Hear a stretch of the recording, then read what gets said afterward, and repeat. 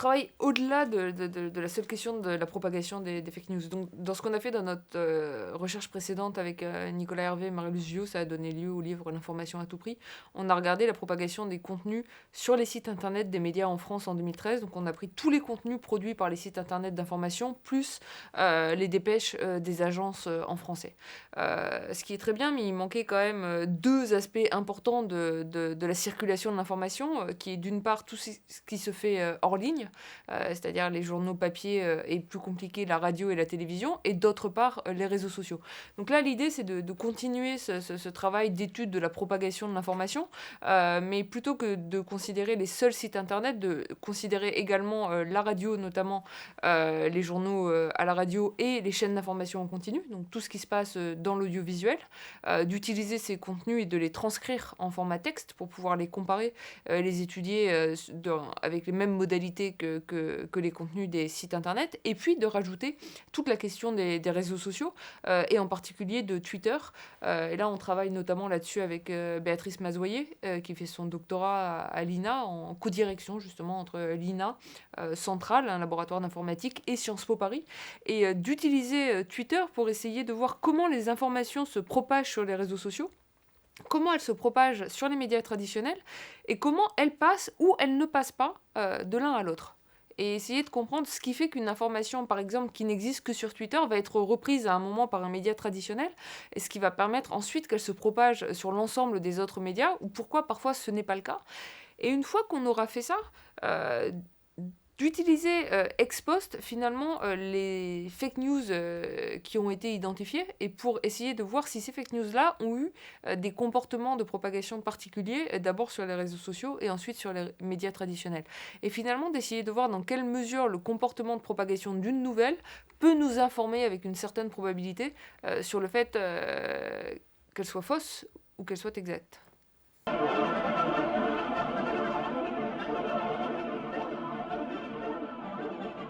Si on ne fait pas ça, on ne pourra jamais lutter contre les fake news. Et je pense que c'est vraiment tout l'enjeu aujourd'hui, c'est de lutter contre les fake news. Donc il y a vraiment deux aspects. Il y a un aspect d'incitation. Si on voit que les médias, finalement, ont des mauvaises incitations qui les poussent à propager des fake news, on peut essayer d'agir sur ces incitations-là des médias. Et puis, la deuxième question, c'est qu'une nouvelle qui se propage aujourd'hui, c'est extrêmement compliqué. On a beau vouloir légiférer sur cette question. Aujourd'hui, on ne sait pas distinguer en temps réel une vraie news d'une fake news.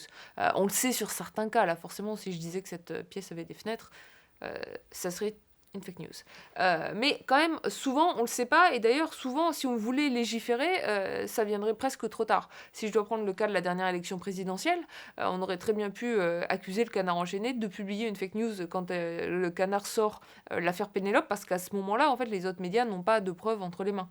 Bon, et en même temps, on ne veut pas que le Canard soit puni et ne puisse pas transmettre cette information parce qu'elle serait gênante pendant le temps de la campagne. Donc nous, on dit, on va aborder cette question, on ne prétend pas la résoudre entièrement, d'un point de vue qui est celui de la propagation. Et on va essayer, en établissant finalement des chemins de propagation et des comportements de propagation, de donner une probabilité que telle ou telle info, que telle ou telle nouvelle soit vraie ou soit fausse. Ça ne permet pas de résoudre le problème, et finalement ça permet d'allumer un petit feu rouge. Tiens, cette information-là en temps réel, elle semble se comporter comme une fake news. Comme il se trouve qu'on ne peut pas vérifier l'ensemble des informations qui se propagent sur les réseaux sociaux, ça permettra de passer davantage de temps sur celle-là.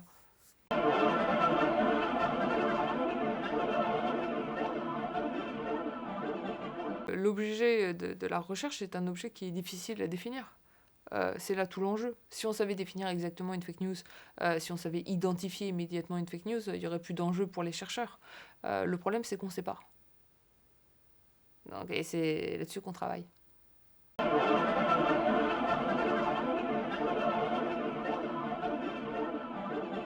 Non, non, je fais pas ça à la main. Moi, c'est un travail que je pourrais absolument pas faire sans l'INA. C'est un travail que je fais avec Nicolas Hervé à l'INA, avec Béatrice Mazoyer à l'INA, qui sont tous les deux chercheurs en informatique.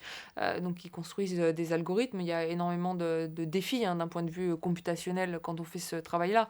Par exemple, pour vous donner une idée, on est en train de collecter, on essaie de collecter quasiment tout le flux de Twitter en français. Ça représente plusieurs millions de tweets par jour. Donc, le collecter en continu, c'est compliqué. Le stocker, c'est compliqué. Appliquer par-dessus des algorithmes de clustering pour mettre ensemble les tweets qui parlent ensemble des mêmes événements, ça c'est quelque chose qui n'a même pas encore été vraiment résolu en informatique et ça fait partie du cœur de la thèse de Béatrice Mazoyer. Et donc ensuite, une fois qu'on a tout ça, et alors pour ça, c'est vraiment, je le fais ni à la main ni toute seule, là il y a le chercheur en sciences sociales, en l'occurrence en économie et sciences politiques, qui amène sa touche. C'est-à-dire de tout ça, on va en tirer des statistiques. En fait, c'est ces statistiques qu'on va utiliser, qu'on a utilisées dans nos travaux précédents pour quantifier la vitesse de propagation de l'information, pour quantifier l'originalité, mais aussi pour en tirer des conséquences. Ce qu'on avait vu avant sur la question de l'originalité, par exemple, ça interroge sur les incitations des médias à produire de l'information de qualité s'ils sont systématiquement copiés-collés par leurs concurrents. Là, derrière la question de la propagation des fausses nouvelles entre les réseaux sociaux et les médias traditionnels, il y a la question des incitations des médias traditionnels à reprendre des informations qu'on qualifie de putaclic dans le langage technique. C'est pas très élégant, mais c'est pas clickbait en anglais, c'est pas beaucoup mieux. Et pourquoi ils ont ou pas des incitations à les reprendre, qu'est-ce que ça leur apporte en termes de trafic, et ensuite d'essayer par exemple de mettre des chiffres derrière ce trafic en termes de revenus publicitaires, etc.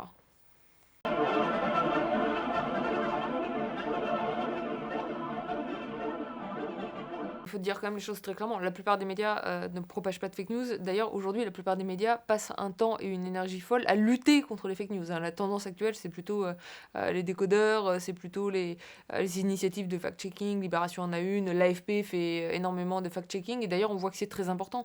L'AFP reçoit tous les jours beaucoup de demandes, non seulement des autres médias, mais surtout beaucoup de demandes des citoyens. Même sur Internet, vous pouvez interpeller l'AFP et lui demander est-ce que cette photo est vraie. Donc quand même, voilà, première chose à dire, la plupart des médias ne propagent pas des fake news, la plupart des médias essaient aujourd'hui de se battre contre les fake news. Ensuite, ça veut dire quoi lutter contre les fake news à la racine? Bon, là c'est encore une question d'incitation, il faut comprendre ceux qui propagent ces fake news.